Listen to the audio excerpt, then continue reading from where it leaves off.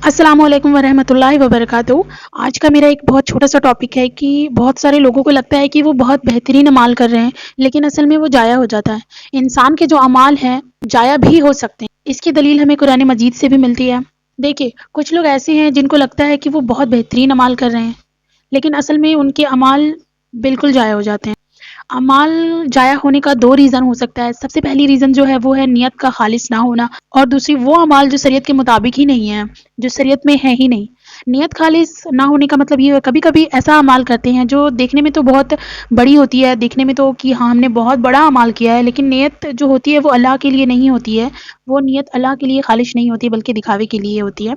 देखिए, सही बुखारी की हदीस है, आप सल्लल्लाहु अलैहि वसल्लम ने इरशाद फरमाया, अमाल का जो दारोमदार है वो नियत पर है। एक इंसान अगर नमाज पढ़ता है, लेकिन नमाज दिखावे के लिए पढ़ता है, अल्लाह ताला कुरान मजीद में फरमाता है, बर्बाद हो गए वो लोग, हलाक हो गए वो लोग जो सुस्ती से नमाज की तरफ गए और नमाज लोगों को दिखाने के लिए पढ़ते हैं। यानी अल्लाह के लिए नहीं, लोगों को दिखाने के लिए पढ़ते हैं ताकि उनकी वाहवाही हो।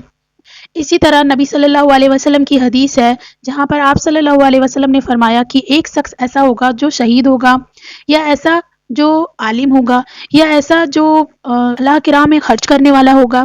ये वो लोग होंगे जो मुंह के बल जहन्नम में धकेले जाएंगे, तो इसलिए कि इनकी नीयत खालिश नहीं थी अल्लाह के लिए।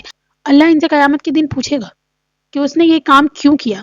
जब ये कहेंगे कि अल्लाह मैंने तेरी रज़ा के लिए किया है ये सारे काम, तब अल्लाह ताला इनको बताएगा कि नहीं, तुमने मेरे लिए नहीं किया बल्कि लोगों को दिखाने के लिए किया, अपनी वाहवाही के लिए किया। और दूसरा जो तरीका है जिससे अमाल हमारे बर्बाद हो सकते हैं, जाया हो सकती है, वो ये है कि हमारी नीयत तो खालिश है कि हम अल्लाह के लिए कर रहे हैं, लेकिन जो अमाल हम कर रहे हैं वो शरीयत में है ही नहीं, शरीयत के मुताबिक हम कर ही नहीं रहे। एक इंसान है जो अल्लाह की रज़ा के लिए 2 रकात फ़र्ज़ पढ़ने के बजाय 3 रकात पढ़ता है। सजदे तो करने हैं 2, लेकिन आप कर रहे हैं 3, और कह रहे हैं कि ये तो अल्लाह की रज़ा के लिए, इसमें क्या हर्ज है। देखिए, सही बुखारी की भी हदीस है और कुरान में भी आता है।